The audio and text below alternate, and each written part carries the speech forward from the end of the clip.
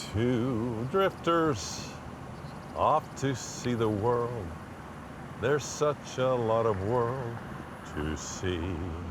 We're after the same rainbow's end, waiting round the bend, my huckleberry friend, Moon River and me. Thank you very much. Appreciate it.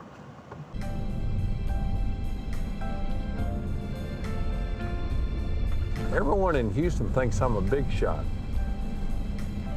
So don't y'all tell people where I really came from. You promise? There you can see downtown Oklahoma City. This was all really nice shopping stores, movie theater. There is the first place I had Mexican food ever in my life. A lot of my friends lived on this street, and there was a drive-in theater here. Oh my gosh. Get a load of this. This is the first hospital I ever saw, Capitol Hill Hospital. I should do something with it. So this used to be the driving range right here. Dadgummit. They closed Duffy's and didn't even talk to me about it. So here we go. We good so far? Hate to get stuck. Have to call AAA. Y'all had no idea, did you, that we were going to play Duffy's? This is the time of my life. I've worked 30 years for this moment.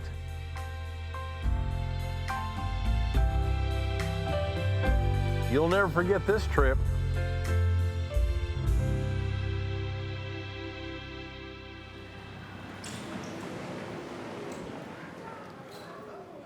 Hello, how are you?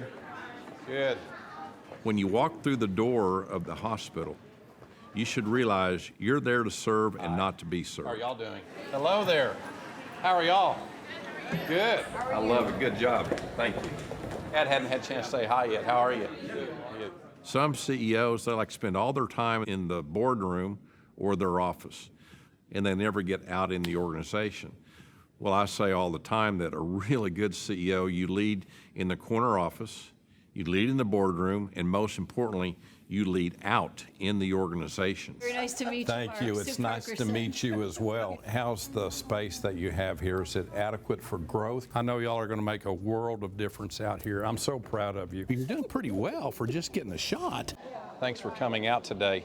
When you're walking through the corridors and when you're in front of large constituents of medical staff, you've got to really work hard to earn that respect. Hey there, Dr. Ben. How are you? I am well. Julie told me that we're going to go from 60 to about 120 employees eventually. You care deeply about our patients and families, and I know that.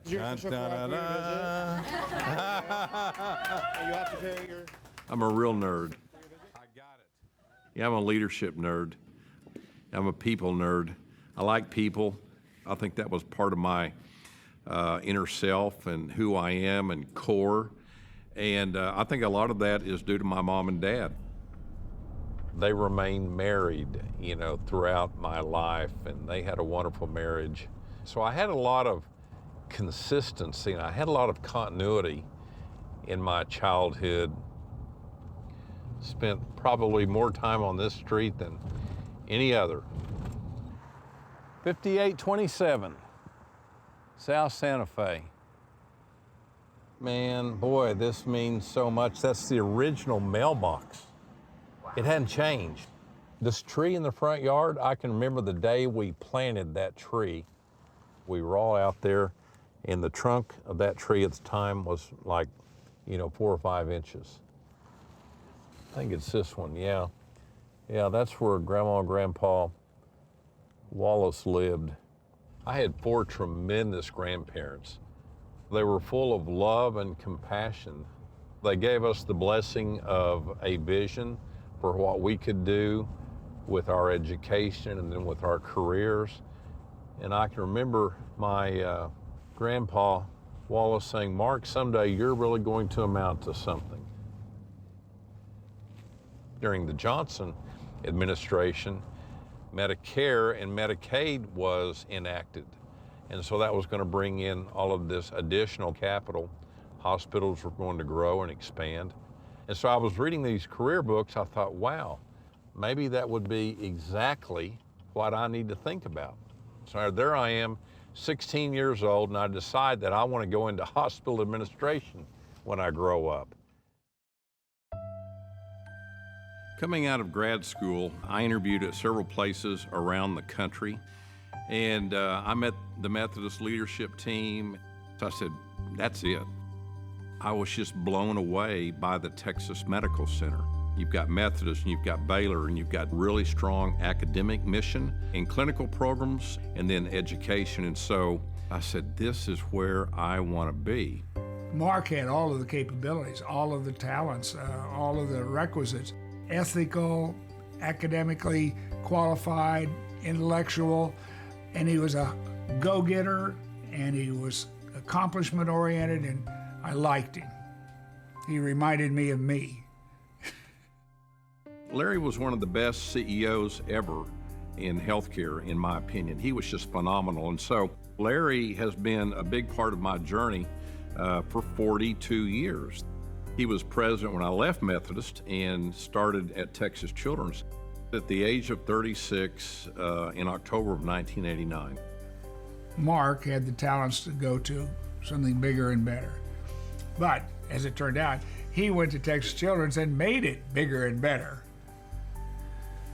It's almost an impossible job because you have to work through persuasion, through leadership, through cooperation, and you need not only to have them convinced and approve, you need them committed and focused with you. That is a real key for an executive, and Mark did that incomparably well. There's no substitute for sitting down with someone and looking them in the whites of their eyes and talking and communicating and building trust. You can't do that through technology. You've got to do that face to face and through building a friendship, a partnership, a relationship. That's not old-fashioned. That's the real way to do it and do it most effectively. I saw my dad being the sales manager for Cameron, serving and working the crowd, shaking hands, laughing, slapping people on the back. It's good to see you, John. Thanks for coming. And then I saw my mom doing the same thing when she was a secretary at our church. And I thought, wow, so that's the way you do it. You know, I saw that from them and the rest of the family, really, and our friends that we attended school with.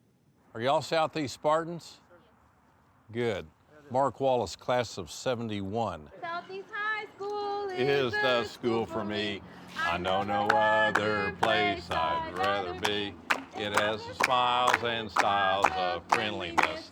No matter where you go, you'll never forget the time that you were proud to be with in its sights, where its colors blue and white, blue and white. To be a part of sure a treat. It's hard to be on Southeast High.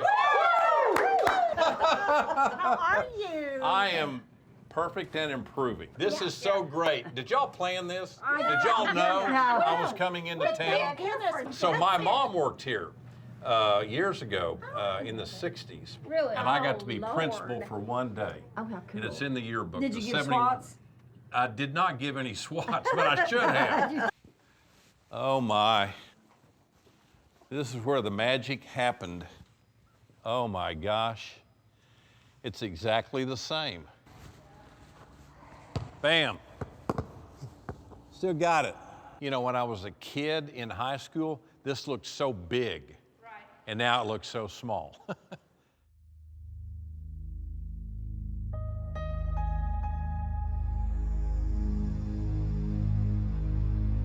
I was real focused in high school, and that's because not many of my graduating class went on to college. And I knew I wanted to go to college and do something with my life.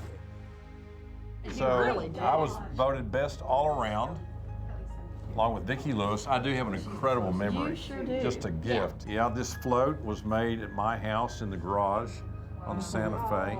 Senior class officers led by Mark Wallace. There I am, the captain. Mark was a star. He was and he is a star. His accomplishments speak for themselves. Everybody look up here, smile.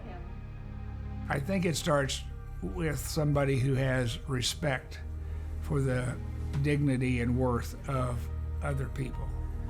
No matter who's working in your organization, whether it's the greatest physician in the history of the world or the person who's mopping the floor or peeling the potatoes, they have dignity and worth and they are making a difference in your organization. So you start there. You inherently have a lot of power. Well, some people keep all that power. They want to keep it very centralized and they don't want to delegate authority. I do. You appropriately delegate that down to front lines. That's called levels of authority. And so when you do that, people feel valued. They feel like you trust them. And that's the way you get the maximum benefit. And once you get that going, you've got respect for the dignity and worth of everybody in your organization, and they like and respect you and want to go where you have crafted that vision to be. And then finally, perseverance. I mean, just the ability to hang in there through problems, through complex issues, persevere.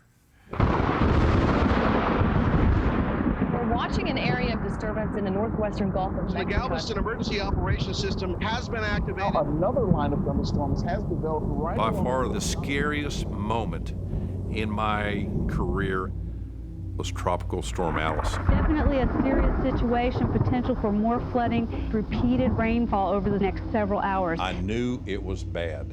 I knew it was going to be the worst flood ever experienced by the Texas Medical Center. 23.5 inches in the last 24 hours. Water is getting deeper and deeper in some areas. Shut down by rising water, motorists forced to abandon their cars. By Friday night, water started coming in down the ramps and into the tunnels. And then 5 or 6 hours later, it was all the way to the ceiling. There is at least 30 feet of water now. This is bigger than some rivers. Governor Perry declare a state of emergency. This is I-10. It's so hard to believe that it's a complete lake. We started getting calls from Herman Hospital. They had lost all of their main power, all of their emergency power, and they said, we've got to evacuate. Let's go to Christy Myers in the medical center for more on this story. This hospital has been open every day for more than 75 years. An hour or so later, we got word that Methodist was down, and they too were evacuating patients. And then St. Luke's, they lost power. The hospital went into internal disaster mode yesterday afternoon. Patients being carried on stretchers down 8 or more flights of stairs. I said to Dr. Feigen, I said, Ralph, we might have to evacuate. There's no other children's hospital in Houston that could take all of these patients. They probably would have had to have gone via air transport and maybe ground ambulance to Dallas, to Austin, to San Antonio. It was by far, number one, the most scared I'd ever been. Fortunately, we've got these new submarine vaulted doors to shield off our complex. We had just gotten them installed a month or two before Allison hit. There had been a study come out of Rice University about how many inches of water the Texas Medical Center in Houston and various areas could tolerate. And we said, we're vulnerable. It's a matter of when, not if. The doors worked perfectly. In fact, so well, we never took on any water.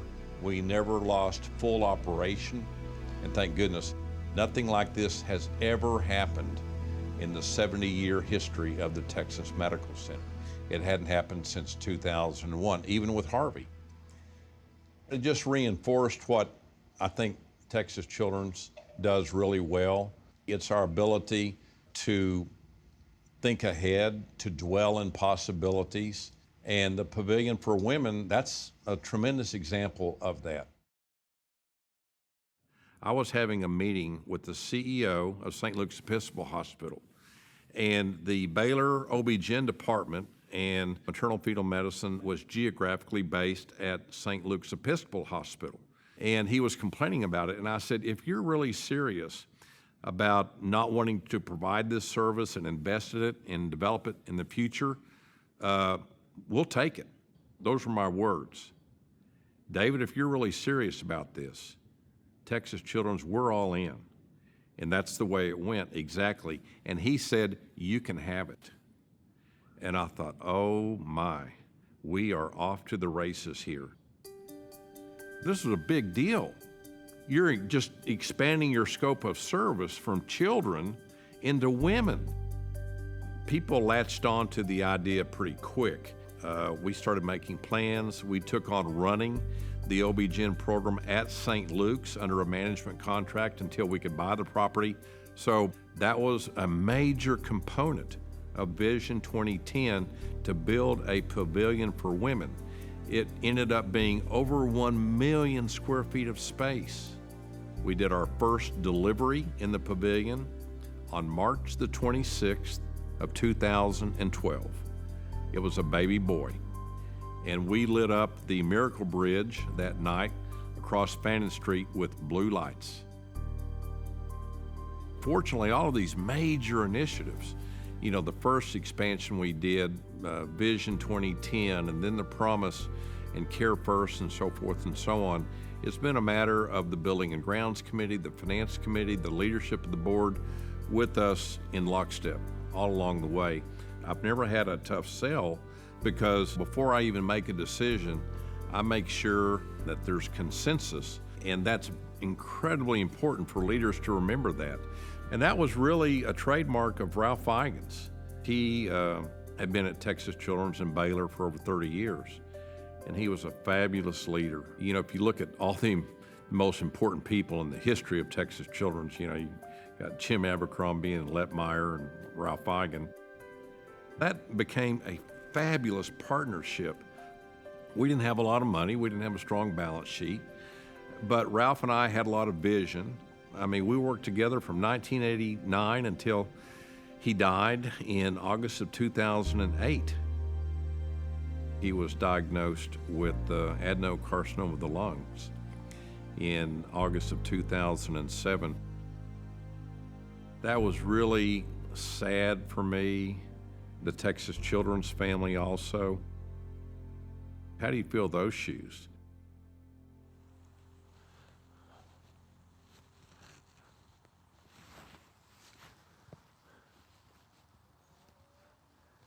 This is it.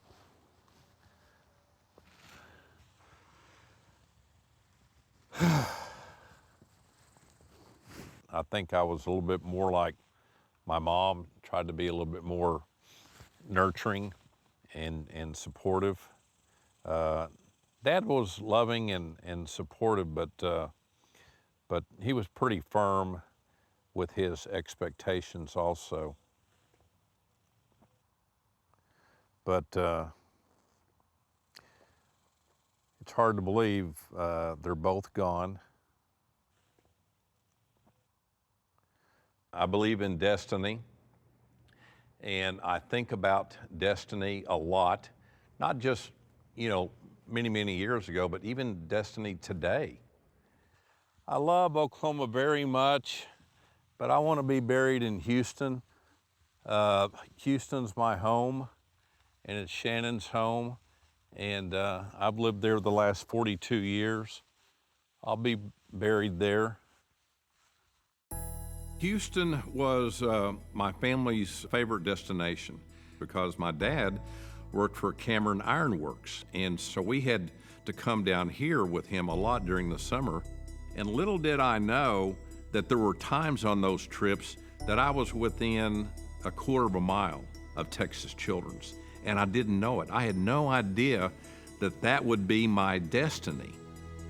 The founder of Cameron was Mr. Jim Abercrombie, the founder of Texas Children's Hospital.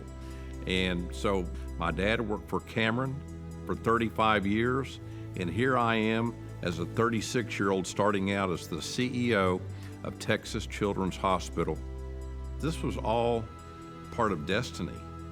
You know, the average tenure of a CEO in healthcare is only about 5 years, and then they move on.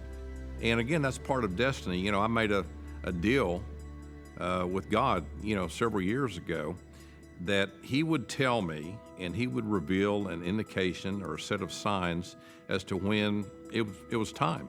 And I had a close brush with death in 2014. And I probably should not have made it through that event, but I did for some reason.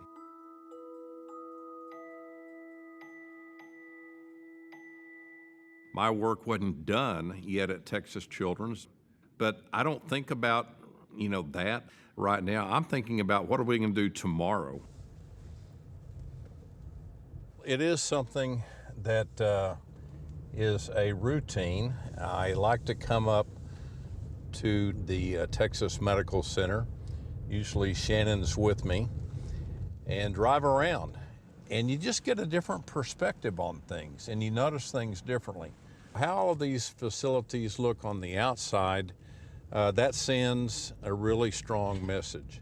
The landscaping there needs to be enhanced a little bit. Up there on the landing area, you can see a lot of trash. Look at this grass, it's dead. It's not landscaped. We're better than this. Look at all that chipped paint. That looks like a prison, a jail. You see broken windows there? That hadn't been power washed in a long time. Look at that. Look at that right there. You know, the Texas Medical Center is better than that. We have a higher standard. I can do that for hours. Now, after about 3 hours of doing this on a Saturday or Sunday morning, Shannon says, that's enough. Let's go home and do something else. Shannon is a fantastic wife and partner, and so quality time with her and making her my priority, it's the most important responsibility there is. I couldn't do what I do without her. It's her love, it's her encouragement. She packs my lunch every day. I'm 63 years old and I bring my lunch to work. Thank you, baby. I've got a very well-rounded life, a very complete life. I don't think about resignation. I don't think about retirement. You can't be upset by getting the question. I never have been. And so when that day comes, I'll understand it and I'll be ready and we'll deal with it then. I don't know exactly what I'm going to do, but that's nice. The first day that I'm retired, I'm going to sleep in. Well, I'll sleep in till 5:30 or 6 a.m. anyway, instead of 4 or 4:30. I'm not sure any other hospital in the country, adult or pediatric, has done what Texas Children's has done in the last 30 years. It's immensely gratifying and it's fun at times, but it is never easy and you can never take that for granted. I had no idea it would get to this point. It eclipses everything I ever imagined and dreamed of, and it's just fabulous. It's not just the longevity, it's the quality and the consistency of excellence. That's what I am so proud of. I am very, very proud of Mark. How could I not be? What a record of accomplishment and leadership. It's a professional pride, but as a longtime friend and admirer, it's personal pride too. Good job, Mark.